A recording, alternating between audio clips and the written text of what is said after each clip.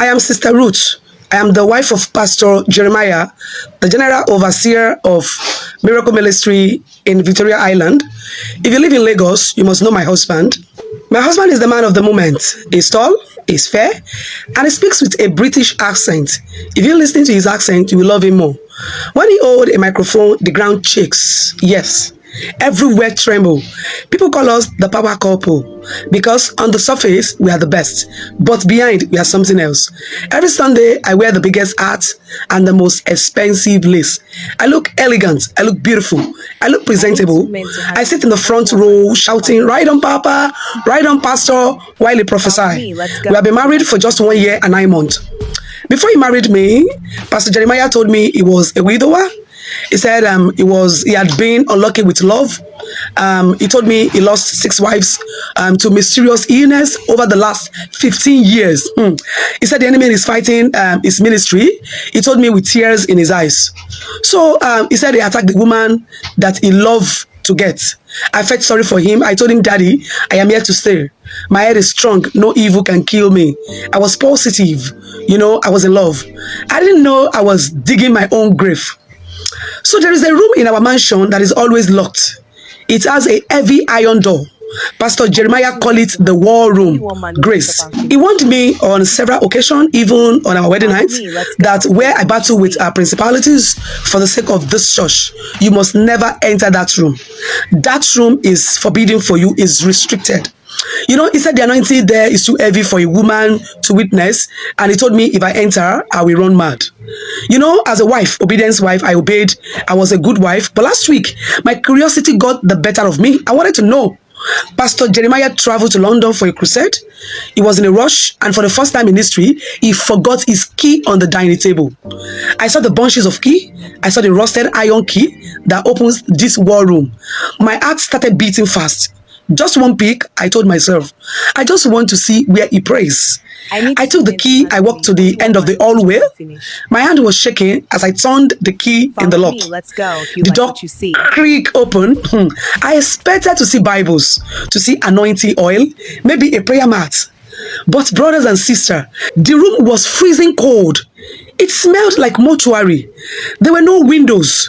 The only lights came from red candles burning in the corners. And in the middle of the room, standing in a circle, were 6 plastic mannequins. I walked closer, trembling. Each mannequin was wearing a white wedding gown. I looked at the first one. Pinned to the chest was a photo of a beautiful woman and a date. Sarah, 2010 to 2012. I moved to the next one. Was Vera, 2012 to 2014. I moved to the third one. Ineka, 2014 to 2016. All the mannequin has name and date on it. I covered my mouth to stop to scream. These were his dead wives. But why was there red thread tied around the neck of the mannequin? And why was there a calabash of fresh blood at the feet of each one? He wasn't losing them to the devil. He was using them. He lied. Every 2 years, a new wife, a new sacrifice, a new level of power to boost his ministry. I look at the dates. Every time a wife died, his sons moved to a bigger location. Sarah died. He bought the land. Vera died.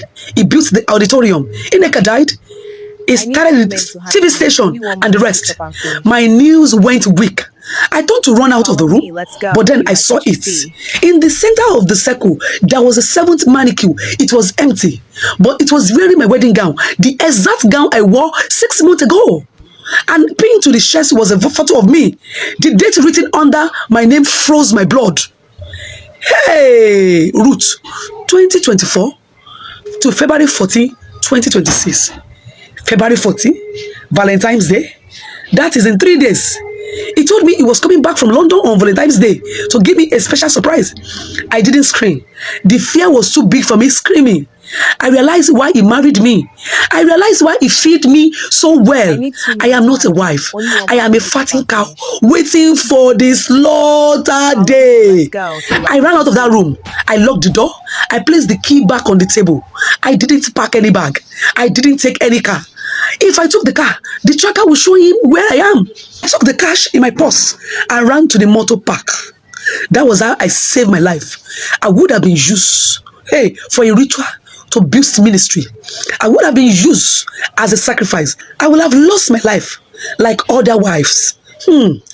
Behind every successful man, aside from natural blessing from above, there are some that is critically different from the usual. If you investigate, you will know that there is a strong source behind it. Likewise, some ministry, likewise, some churches, some businesses. When you see them boomed, you'll be wondering, where is the source? Within the space of how many days? Within the space of how many months? Because they were not natural. The story were copied. Yes, a written story which were copied. This is not an original story from me or from one of my followers, but I share it for all of us to learn. What is your opinion about this story? Feel free to share with me in the comment section. Thank you and see you in my next video.